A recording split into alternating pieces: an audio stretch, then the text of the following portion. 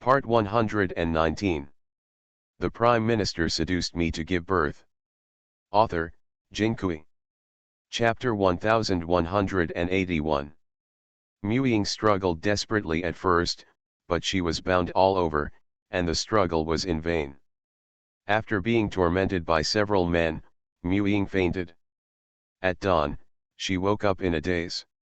When I woke up, I found myself in an abandoned house, and the rope on my body broke at some point. She struggled to sit up, tying her skirt tremblingly, and suddenly burst into tears. The mouse in the corner of the house was frightened and ran away. Muying cried for a long time, then got up from the ground, covered her face and returned to Mu Mansion. The family had been looking for her for a long time. Seeing her like this, they went home and hurriedly asked her what happened. Muying gritted her teeth and said nothing. She knew in her heart that this must have been done by Wanyanjiang, and this was naked revenge. When Amon didn't come back, she knew that things should be exposed. It's just that she didn't expect Wanyanjiang to be so cruel. The maid waited for Muying to take a bath. Muying lay upright on the bed, her eyes fixed on the top of the bed. She has become like this, she has no face to marry. She doesn't want to get married anymore, she doesn't even have the face to go out to meet people. She knew that Wanyanjiang did not kill her, but that someone insulted her, not to show mercy, but to let her live to endure this humiliation. Muying only felt hopeless. She lay on the bed for 2 days, and on the day of Wanyanjiang's wedding, a sweat towel was hanged from the beam. The palace was very lively. At dusk, Wanyanjiang personally picked up the bride on horseback.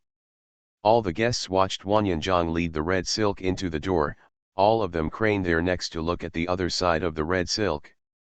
I saw a slender bride wearing a red wedding dress with a delicate phoenix crown hanging on her head. Through the beaded curtain hanging from the air duct, you can see the young and beautiful face of the bride. The guests winked at each other. No wonder the second prince did not want the girl from the Mu family, but instead the girl from the ordinary family. She looked much better. Wanyanjiang listened to the whispered discussions around him, his eyes swept around lightly, and the hall suddenly became quiet. After the two of them worshipped, they went into the bridal chamber to have a drink together.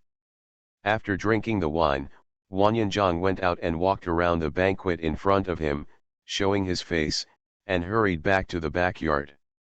Yueniang helped Guyunjiao take off the phoenix crown on her head. Wanyanjiang asked someone to bring a table of banquets in, the two sat down to eat, and all the servants in the room withdrew. This table of dishes was specially prepared by Wanyanjiang in the kitchen, and they were all dishes that Guyunjiao liked. During the meal, Wanyanjiang's eyes were almost glued to Guyunjiao's face, and Guyunjiao's face turned red when he saw it. After the two of them finished eating, they called someone in to clean up, and it was already dark. Wanyanjiang coughed lightly, "I'm going to wash up. I'm tired today, so rest early." Yueniang pursed her lips and snickered, and when Yanzang went over to wash up next door, she quickly helped Guyunjiao to wash up too.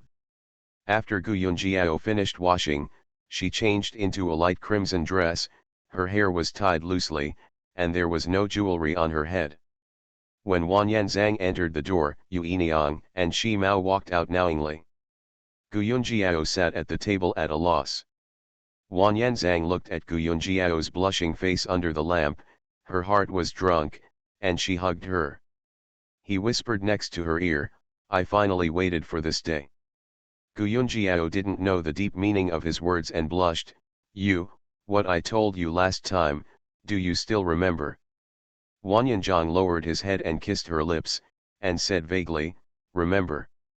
It's okay, let's take it slow, we still have a lifetime." The big red mandarin duck happy tent was put down, the dragon and phoenix candles burned silently, the night was long, and the rest of the life was long. The full text is complete.